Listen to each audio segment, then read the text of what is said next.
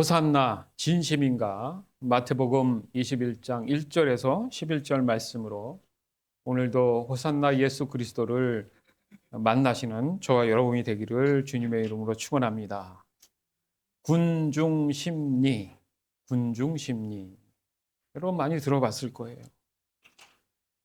우리가 즐겨보는 또 좋아하는 그런 운동 경기들 있죠.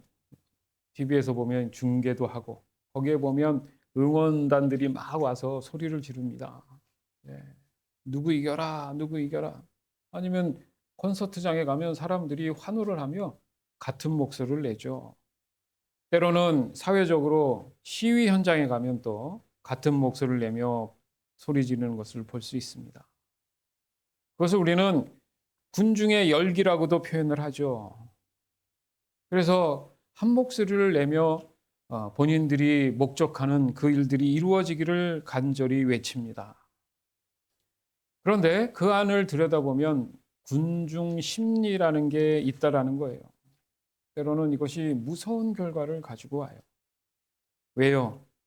이게 옳은지 그른지 모르고 많은 사람이 그러다 보니까 이것이 좋은 일인 줄 알고 외치는 경우가 많죠. 그러다 보면 옳고 그름이 아니라 그냥 모두가 그러니까 그게 맞는 줄 알고 소리를 치는 경우가 많다는 거죠. 예수님 당시에 예수님이 입성하시는 그때에도 수많은 사람들이 호산나 했습니다. 이렇게 외쳤죠. 과연 이것이 얼떨결에 외친 것인가? 궁중 심리에 의한 것이냐? 그 외침이 정말 어떤 진심이 숨어져 있을까? 나 또한 예수님이 이 땅 가운데 왔을 때 호산나 외치는 것이 정말 의미를 알고 외칠까? 우리가 이런 생각들을 다시 한번 해야 될 줄 믿습니다. 왜냐하면 매년 동일한 절기가 또다시 1년 후에 다가올 텐데 오늘 이 똑같은 메시지가 전할지라도 여러분 이것이 식상하지 않다는 거예요. 늘 우리의 신앙은 공격을 받고 언제 넘어질지도 모르기 때문에 그래서 하나님께서는 우리에게 신앙적 절기를 기념하면서 기억해내기를 원하셨던지도 모르겠습니다. 따라서 오늘 우리는 이 질문을 던지면서 이 말씀을 통해서 진정한 제자의 삶이 무엇이냐? 하나님의 자녀로서의 삶이 무엇이냐? 성도의 삶이 무엇이냐? 그리고 바로 예수님을 향한 우리의 믿음에 대한 부분들을 철저하게 냉정하게 점검해 봐야 될 것입니다. 마태복음 21장 7절에서 11절. 그들은 당나귀와 그 새끼를 데리고 와서 그 등에 자기들의 옷을 깔았습니다. 예수님께서는 그 위에 앉으셨습니다. 수많은 사람들이 자기 옷을 벗어 길에 깔았고 나뭇가지를 잘라 똑같이 했습니다. 예수님의 앞뒤에서 따라가던 사람들이 소리쳤습니다. 다윗의 아들에게 호산나, 주님의 이름으로 오시는 분이 복되도다. 높은 곳에서 호산나. 예수님께서 예루살렘으로 들어가셨을 때 온 도시는 흥분으로 가득 찼습니다. 사람들이 물었습니다. 이 사람이 누구냐? 사람들이 대답했습니다. 이 사람은 갈릴리 나사렛 출신의 예수라는 예언자입니다. 아멘. 오늘 말씀 안에 굉장히 많은 의미들이 압축돼 있어요. 종료에 대한 부분, 호산나에 대한 부분, 나귀와 나귀 새끼에 대한 부분, 왜 자신들의 옷을 깔았느냐? 예? 여기 종료 나무란 얘기는 없어도 나뭇가지를 잘라 똑같이 했다. 이런 얘기들이 수많은 사람들에게 의해서 이 종려 주일에 대한 개념을 다시 한번 기념하려고 하는 거죠. 즉 종려 주일이란 이 의미는 바로 예수님께서 드디어 예루살렘에 입성하는 날을 기념하는 절기예요. 굉장히 뭔가 좀 헷갈릴 수도 있는데 예수님이 오신 것이 기쁜데도 불구하고 예수님은 한 주간의 고난을 받습니다. 사람들이 혼란스럽죠. 분명히 왕으로 오셨다고 하는데 구세주라고 생각했는데 왜 저 사람은 힘들게 고난을 받고 있을까? 그 당시에 이스라엘 사람들만의 고민이 아니어요. 이것은 바로 오늘날 저와 여러분이 갖고 있는 고민일 수 있다라는 얘기입니다. 맞는 말씀 같고 구원은 기쁜 일인데 왜 내 삶은 고난의 연속일까? 이해할 수 없어. 그렇게 능력의 왕이면 예수님이 오신 그날, 예루살렘에 입성한 바로 그날 단 한마디로 외쳐서 악한 무리들을 다 물리쳐 주시고 이스라엘을 해방시켜 주시면 이 간단한 문제를 왜 그렇게 고난을 받을 수밖에 없었는가? 여러분, 이것이 이해가 되고 깨달아야 될 줄 믿습니다. 그것을 우리의 신앙 안에 가지고 와서 왜 나는 믿는다고 하는데 늘 고난인가? 완전히 같은 맥락은 아니더라도 예수님이 그럴 수밖에 없었던 그 이유들을 알아야 되는 거예요. 구원의 감격과 기쁨은 있음에도 불구하고 우리 삶은 왜 그렇게 고난의 연속이라고 하느냐, 이거죠. 오늘 말씀을 통해 이것을 우리는 깨달을 수 있어요. 예수님을 통해서 우리는 배울 수 있어요. 예수님이 분명히 예수님을 통해서 배우라고 하셨으니까. 왜요? 그 당시에 호산나를 외쳤던 그 군중들 또한 마찬가지였어요. 자신들이 직면한 현실에 대한 문제, 로마의 속국에 살아온 그 삶에 대한 억압, 자유롭지 못한 그 삶, 그 현실에 대한 힘들고 어려운 그 부분들, 그것을 해방시킬 수 있다라는 가능성이 보이는데 그것을 주도하는 사람이 있다라는 소식을 들었을 때 그 누구라도 그가 누군지 몰라도 군중 심리가 분명히 발동됐을 것입니다. 그렇다면 예수님이 왜 그 인물이라고 얘기했을까? 오늘 본문에 보면 이스라엘 백성들이 과거에 자기의 조상들 그리고 말씀들을 통해서 봤을 때 율법들을 통해서 봤을 때 분명히 다윗의 후손에게서 우리의 구세주가 나온다 했어요. 그래서 예수님을 바라보면서 당신이 다윗의 아들이었으면 좋겠습니다라고 한 거예요. 사실 확정지어서 당신이 다윗의 아들입니다가 아니라 그랬으면 좋겠다라는 염원이죠. 안 그래요, 여러분? 여러분 신앙생활 할 때 믿음으로 고백하는 것 같습니까? 그랬으면 좋겠습니다 하고 얘기하는 것 같아요? 제 질문이 굉장히 예리하죠. 목사님, 그걸 어떻게 구분해요? 여러분이 믿음이 적용되는 그 결과를 보면 알잖아요. 내가 믿음대로 했었으면 그 결과 또한 믿음대의 결과가 나와야죠. 근데 때로는 안 나오는 거 보면 혹시 내가 믿음에 대한 이해를 그랬으면 좋겠다라는 염원으로 이해하고 있지 않는가? 그 당시에 호산나를 외쳤던 그 진심이 무엇이냐에 대한 같은 맥락의 질문이라는 거예요. 여러분, 호산나 너무나 기뻐하게 들었습니다. 이것은 그냥 매년 종려주일이 오면 노래하고 찬양하는 그런 말이 아니에요. 어마어마한 말입니다, 이게.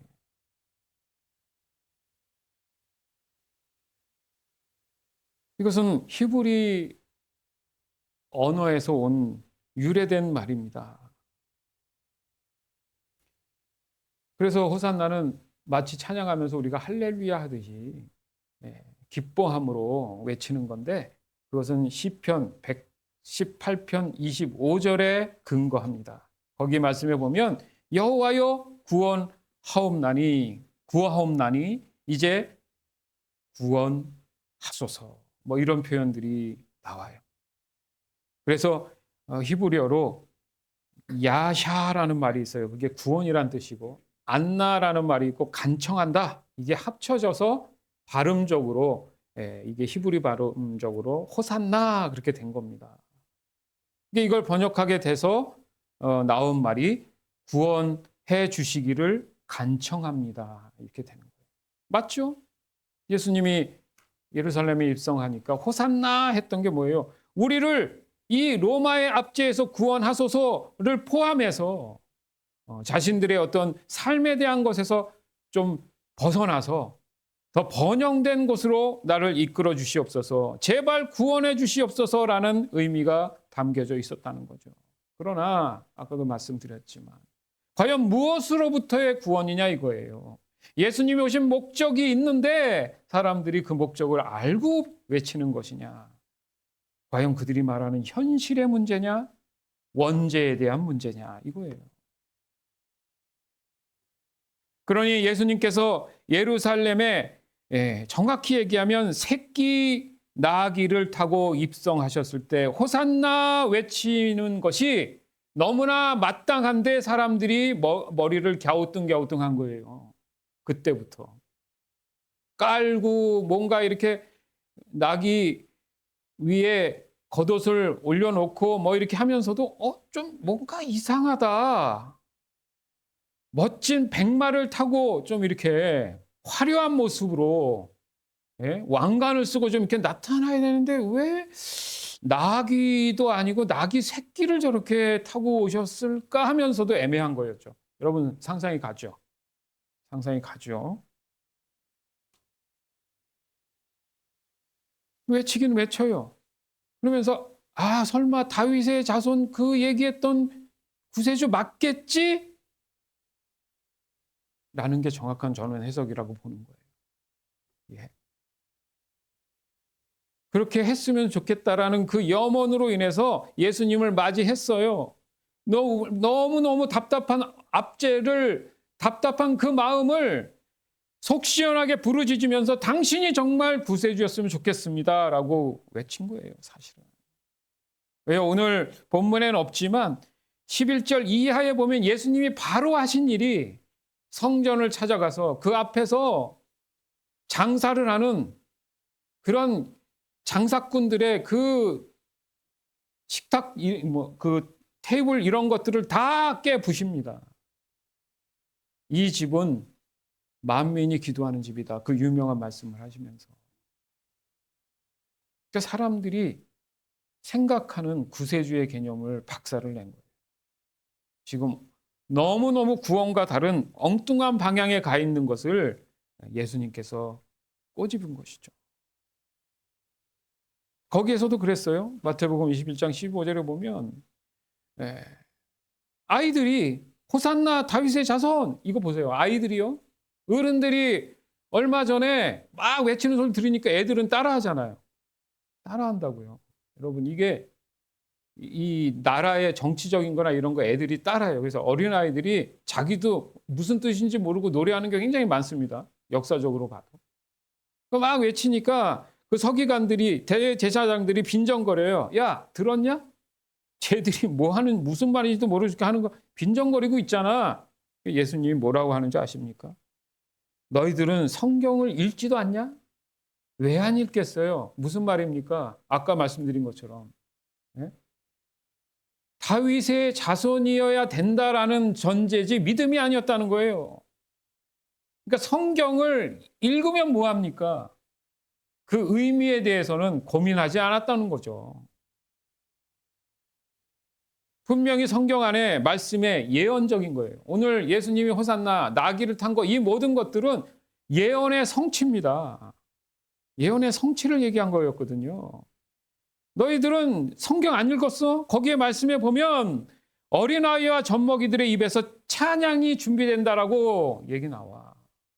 아이들이 자기가 모르던 알던 하나님의 성취한 일에 대한 증거로 분명히 그 현상이 나타날 거야. 그럼에도 불구하고 못 깨닫는다는 거죠. 왜요? 호산나라고 외치는 그 사람들의 구원의 강구는 결국 예수님께서 이 땅에 오실 이유였는데 그것이 바로 뭡니까? 원죄에 대한 해결을 위해서 온 거예요. 자, 왜 이렇게 얘기합니까? 그들이 정말 진심이었다면 그 자리에서 꼬꾸라지고 회개했겠죠.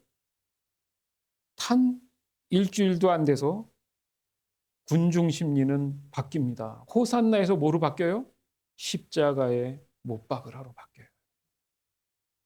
저와 여러분은 안 그럴 것 같습니까? 구원받으면 만사형통이라며요. 근데 왜 고난의 연속입니까? 예수님 십자가에 못 박으십시오. 거짓말 했잖아요. 우리는 안 그럴 것 같아요.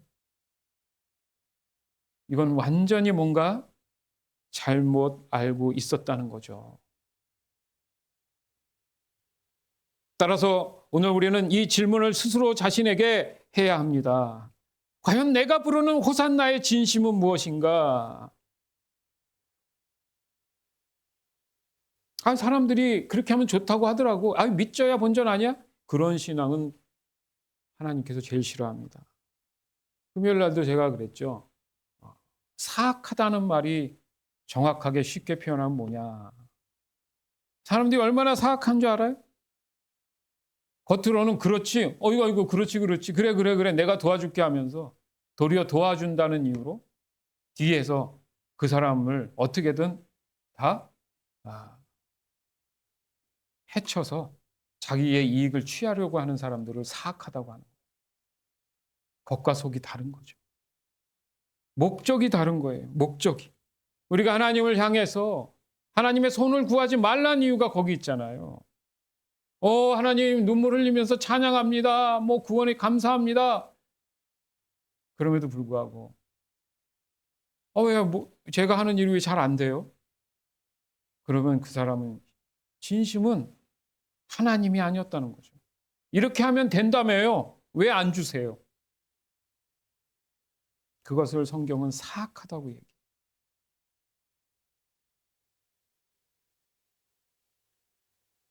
자신들의 현실에 대한 기대와 하나님의 계획이 완전히 어긋나 있었던 거죠. 그들의 현실은 뭐였습니까? 그들이 기대했던 메시아는 누구였습니까? 이렇게 쉽게 변심할 수 있습니까? 한 달도 아니고 일주일도 안 돼서 호산나 하던 사람들이 갑자기 바뀌어서 십자가에 못 박으래요, 여러분. 성경은 얘기하죠. 너희들이 그렇게 사악하면 예수님을 2번 십자가에 못 박는 것이다. 여러분, 두려워해야 되는 거예요. 우리의 신앙 안에서 혹여나 나의 호산나가 정말 잘못된 호산나가 돼버려서 도리어 내가 하나님을 저주하고 예수님을 십자가에 못 박는 군중이 되어서 외칠 수도 있다라는 얘기입니다. 아까도 말씀드렸지만 그들의 마음 안에는 오직 현실에서 벗어날 수 있는 거면 좋았다는 거죠. 로마의 압제에서 벗어날 수 있는 강력한 왕, 파워, 그리고 기적과 승리로 인해서 어떤 문제도 해결할 수 있는 능력자. 거저먹으려고 하죠, 이것 또한. 예? 그럼 끝까지 잘해주던가. 조금 아니다 싶으니까 그 당시에 가장 최고의 처형 수단이었던 십자가에 못 박으라고 합니까? 예?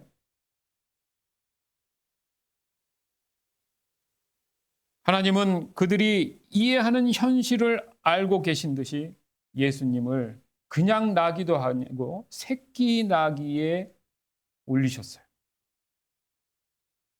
여기서 나귀 얘기를 잠깐 합니다. 여기서 성경적 해석을 조금 더 우리가 구체적으로 할 필요가 있어요. 잠깐 말씀을 먼저 보고 나누겠습니다. 마태복음 21장 1절에서 6절. 예수님과 제자들이 예루살렘에 가까이 오시다가 올리브산 기슭에 있는 벳바게라는 곳에 이르렀습니다. 예수님께서는 거기서 2명의 제자들을 마을로 보내셨습니다. 예수님께서 말씀하셨습니다. 너희는 맞은편 마을로 들어가거라. 그러면 당나귀 한 마리가 새끼와 함께 묶여 있는 것을 발견할 것이다. 그 당나귀를 풀어서 나에게 가져오너라. 만일 누가 너희에게 무슨 말을 하거든 주님이 필요하시답니다. 라고 하여라. 그러면 즉시 내어줄 것이다. 이것은 예언자가 말한 것을 이루려고 하신 것이었습니다. 시온의 딸에게 말하여라. 보아라, 내 왕이 내게로 오신다. 그는 겸손하여 당나귀를 탔는데 어린 당나귀, 곧 나귀 새끼를 타고 오신다. 두 제자들이 가서 예수님께서 지시하신 그대로 했습니다. 아멘. 여러분 굉장히 디테일해요. 이 말씀을 여러분 보면 6절밖에 안 되지만 굉장히 디테일합니다. 그리고 하나하나 놓쳐서는 안 되는 말씀이 상당히 많아요. 예. 그중에 몇 가지 좀 정리하면 일단 2명의 제자를 보내요. 1명이 아니라. 그래서 그 내용들에 대한 증거를 삼습니다. 1명이 가면 다른 말 할 수도 있잖아요. 그죠? 그리고 맞은편에 갔다는 것은 전혀 남들이 알지 못하는 곳에 간 거죠. 거기에 가면은 분명히 당나귀 한 마리가 있는데, 야, 재밌는 흥미로운 게 뭐냐면 당나귀와 뭐가 또 있어요? 그 새끼가 있다. 여러분 이런 거 자세히 고민 안 해봤잖아요. 그렇죠? 오늘 좀 들어보시기 바랍니다. 함께 묶여져 있을 것이다. 왜 이렇게까지 디테일하게 예수님이 얘기했을까? 그리고 그 당나귀를 풀어서 나에게 데리고 오느라. 그러니까 당나귀 어미 한 마리가 아니라 새끼하고 같이 2마리를 데리고 오라는 거예요. 그죠? 맞죠? 잘 들어야 됩니다, 여러분. 그리고 3절이 중요한 거예요. 만일 누가 너희에게 무슨 말을 하거든 주님이 필요하다고 얘기하면 된다. 핵심입니다. 여기서 우리가 깨달아야 되는 게 뭐냐면 묶인 죄로 인해서 억압당하는 자유롭지 못한 그런 삶에서 하나님이 선포하시면 그 모든 것이 풀려난다는 의미예요. 그래서 주님이 필요하다고 얘기하면 즉시 내어줄 것이다. 굉장한 의미를 갖고 있는 거예요, 여러분. 근데 이걸 일반적으로 얘기하면 아니 주인이 있는데 원래 그 당나귀 소유주가 있는데 뭐 주인이 얘기한다고 해서 풀어주나? 그 얘기가 아니에요. 그 얘기가 아니에요. 지금 무슨 주술을 해서 당나귀 주인을 정신을 없게 만들어서 몰래 가져온다는 얘기, 그 얘기가 아니라 뭔가에 억압됐다. 세상에 억압되어 있는 것들을 하나님이 선포하시면 모든 것에 자유한다. 풀어준다는 의미예요.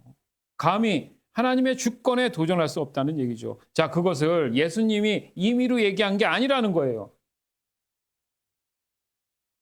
스가랴 9장 9절 말씀에 이게 이미 예언돼 있어요. 그 예언의 말씀을 이루려고 한 거예요. 시온의 딸이라는 게 이스라엘 백성을 얘기하는 거예요. 그런데 구원하실 왕이 온다고 하잖아요. 내 왕이 너에게로 오는데 그는 겸손해서 왜? 아까도 말씀드렸지만 화려한 장비를 갖추고 하얀 백마를 타고 아주 건장한 모습으로 뭔가 나타나는 그런 왕이 아니라 그런 의미로 너희가 이해를 하면 하나님이 지금 계획하신 그 뜻을 이해하지 못하기 때문에 겸손하고 또 그 말이 아니라 당나귀, 그것도 당나귀, 어미 당나귀 아니라 새끼 당나귀를 탄다. 이 구체적이잖아요. 당나귀를 타는데 어린 당나귀 곧 나귀 새끼를 타고 온다. 이렇게 얘기하잖아요. 왜 이렇게 구체적으로 얘기했을까, 여러분? 혹자는 이런 해석을 합니다. 여러분 중요한 게 있어요. 예수님이 겸손한 거지 당나귀가 겸손한 게 아니에요. 그런 사람들이 이게 풀어놓은 거 보면 나귀가 여기서 무슨 의미가 겸손을 상징한대. 아니 그게 저는 아니라고 봐요. 예수님이 겸손한 것이고 나귀를 우리가 조금 더 생각해 봅시다. 제 해석입니다. 어미가 있고 새끼가 있는데 이 동물들을 보면요. 새끼를 데리고 오면 어미가 가만히 안 있고 새끼들이 오래 못 있어요. 맞죠? 그래서 여러분들 잘 알지만은 새끼를 데리고 올 때는 어미를 같이 데리고 와야 돼요. 그래야 새끼가 마음 편하게 이렇게 이동을 할 수 있습니다. 이해되시죠? 더 나아가서는 예수님이 새끼를 탔다는 의미는 어미 나귀가 어떤 의미에서 보면 원죄에 대한 그런 궁극적인 사단에 대한 그런 억압받는 그런 영적인 측면이 있다고 치면 왜 하필 어린 낙이냐? 바로 저와 여러분 같은 죄에 빠져 더 이상 풀려날 수 없는 고립된 그런 관계 속에 있는 우리를 풀어주신다는 의미. 그 어미가 이제 더 이상 주인이 아니라 예수님께서 그 새끼의 주인 되신다. 이런 개념 또한 갖고 있다라는 해석 또한 있는 거예요. 어떤 것이 맞는지는 여러분 스스로 믿음으로 판단할 필요가 있습니다. 따라서 예수님은 세상의 왕의 이미지가 아니었던 거죠. 바로 예수님은 저와 여러분을 향한 그 사랑과 희생으로 인해서 나를 구원함으로 변화시키려고 오시는 평화의 왕이라는 사실을 우리가 오늘 말씀을 통해서 우리가 호산나의 개념을 이해해야 되는 거예요. 아멘. 그러나 자신들의 현실에 대한 기대가 어떻게 됐어요? 실망으로 돌아섰죠. 즉 예수님을 아주 칼처럼 외면해 버립니다. 뭐야 도대체. 네? 여러분이 기대하는 예수님 하나님은 어떤 분입니까?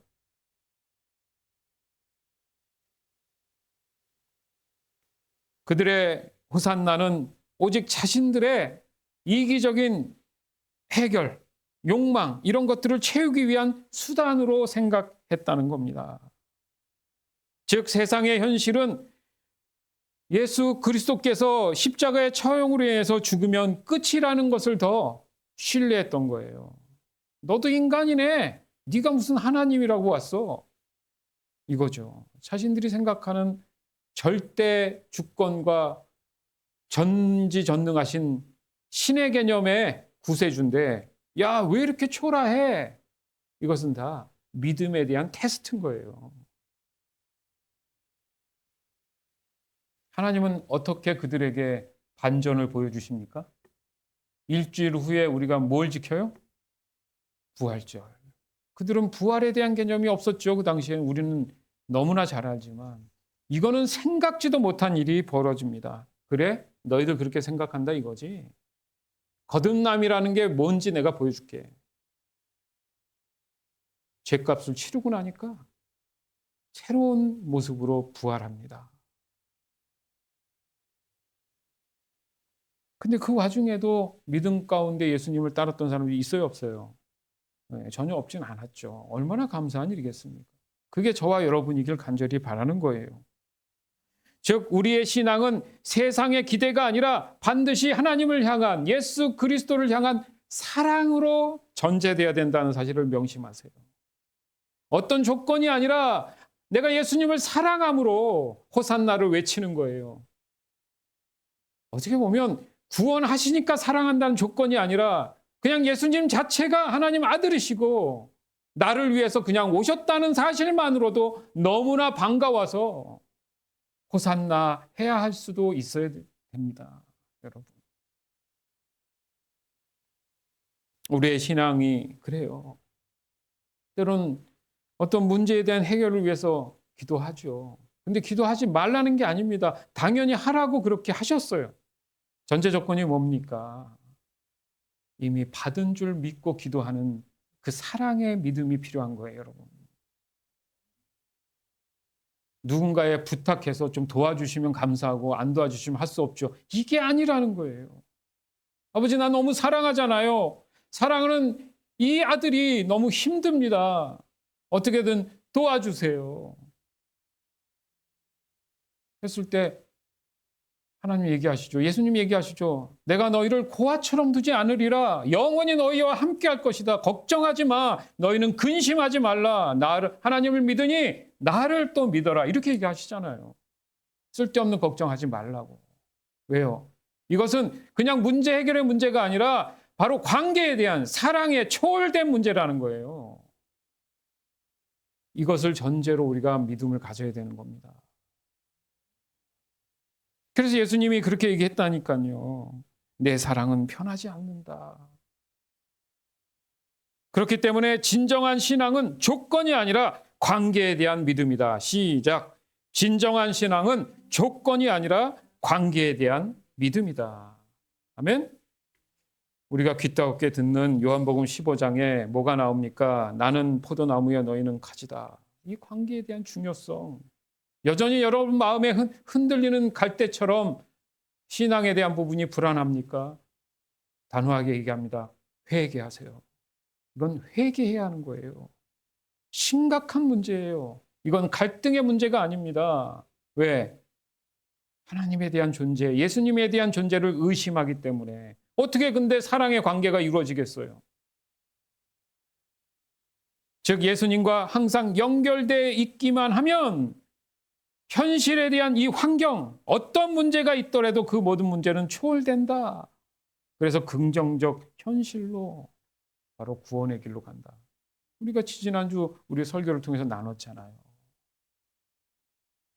지금 우리가 부르는 이 호산나는 무엇을 위한 것인가? 오늘 우리가 부르는 호산나는 어떤 외침인가? 즉, 내 뜻을 이루기 위한 외침이냐? 아니면 예수님을 향한 사랑과 신뢰의 고백이냐? 이 문제입니다. 절대 궁중심리에 휩쓸려서는 안 돼요. 그래서 예수님은 시몬 베드로에게 질문했던 것처럼 저와 여러분에게 끊임없이 묻습니다. 너는 나를 누구라 하느냐? 너는 나를 사랑하느냐? 묻습니다. 오늘 이 시간에도 묻는 거예요. 여러분은 어떻게 고백할 겁니까? 베드로처럼 고백해야겠죠. 진정한 호산나의 고백이 되야겠죠. 주는 그리스도시요 살아계신 하나님의 아들이십니다. 예수님, 제 뜻대로 마시고 예수님 뜻대로 이루시옵소서. 이 진정한 고백이 바로 참된 호산나라는 사실이에요. 호산나 되시는 예수님 안에서 사랑하는 여러분, 겉옷을 펴고 가지를 흔들며 환영했던 저와 여러분의 모습을 상상해 보세요. 과연 이것은 그냥 당장의 문제 해결을 위한 그냥 외형적인 어떤 형식이 아니었을까? 그 당시에 사람들이 자신의 겉옷을 벗어 길에 깔고 종려나무 가지를 흔들며 열광했던 그 모습, 그 열광 후에 얼마 되지 않아 도리어 십자가에 못 박으라고 외쳤던 모습이 곧 나의 모습이 되지 않을까? 여러분, 섬찟해야 되는 거예요. 대놓고 뭐 외친다고 외치는 게 아니라 내 삶에 불안함이 있다는 거, 평안이 없고 부정적이고 늘 두려워하고 이 모습들이 다 예수님을 사랑하지 않는 모습인 거예요. 같은 잎, 같은 물이 왜 이렇게 다른 반응을 보일까? 행여나 우리는 외형적 신앙, 감정적 신앙에 빠져 있을 수 있다는 것을 지적합니다. 이것은 바로 영적인 분별력이 떨어진 거예요. 즉, 예수님이 원하시는 그 뜻과 다른 관점을 내가 갖고 있지 않을까? 왜 도대체 내 기도는 응답이 되지 않는 거야? 고난이 닥칠 때마다 한숨 쉬며 난 안 되나 보다. 왜 그러는 거야 도대체? 나의 이 진정한 호산나가 왜 계속되지 않을까? 답이 어렵지 않습니다. 오늘 말씀 곱씹듯이 계속 묵상해 보세요.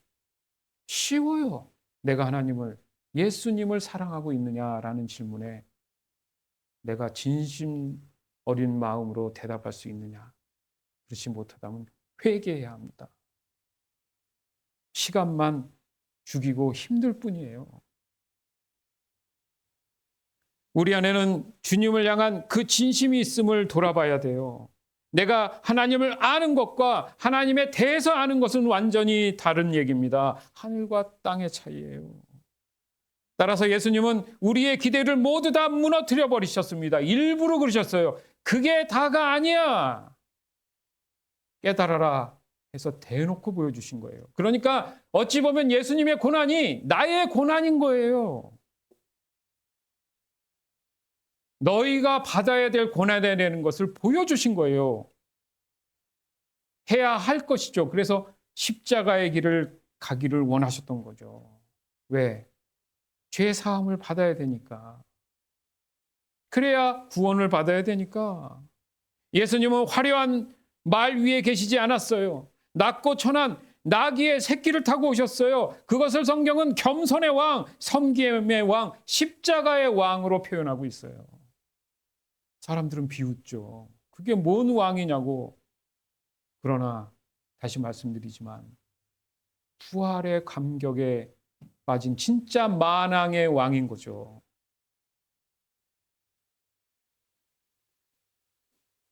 이것이 진정한 호산나를 외치라고 말씀하시는 겁니다. 우린 때론 예수님께 내 삶을 좀 편하게 해주세요. 기도해서 제가 원하는 걸 좀 다 갖게 해주세요. 성공하게 해주세요. 이런 것만 늘 바라는지도 몰라요. 그것이 다윗의 자손이기를 바래요. 뭐가 다르겠습니까? 단 한 번도 눈물 흘리며 정말 너무 예수님을 사랑해서 어떻게 내가 이 사랑을 표현할지 모르겠어요, 예수님. 벌벌벌 떨며 너무너무 사랑합니다. 여러분 한번 고백한 적 있습니까?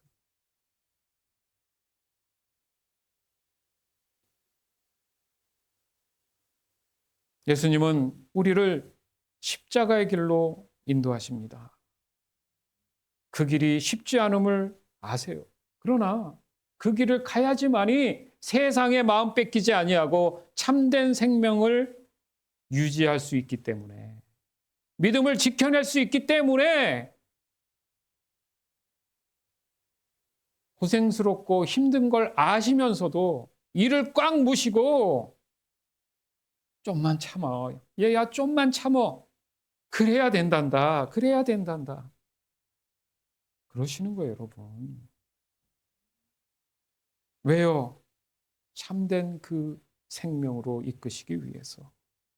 진정한 호산나를 외치기 위해서는 예수님은 우리의 기대를 넘어서 사랑으로 오셨구나. 사랑하기 때문에 오셨구나.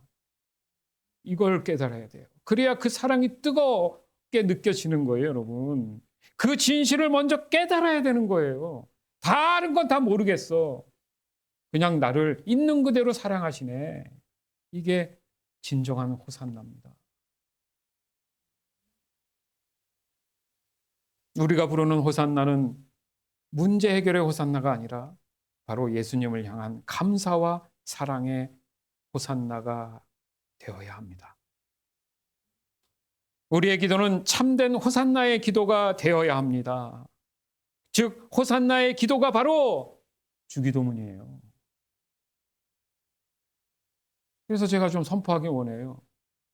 오늘부터 아침, 점심, 저녁으로 여러분 다 알잖아. 뭐 얼마 걸리지도 않잖아. 주기도문 한 번씩 하세요. 눈을 뜨고 예수님, 하나님, 성령님 인정합니다. 하늘에 계신 우리 아버지 이렇게 한 번 하고 12시에 알람 기도할 때도 주기도문 한 번 하고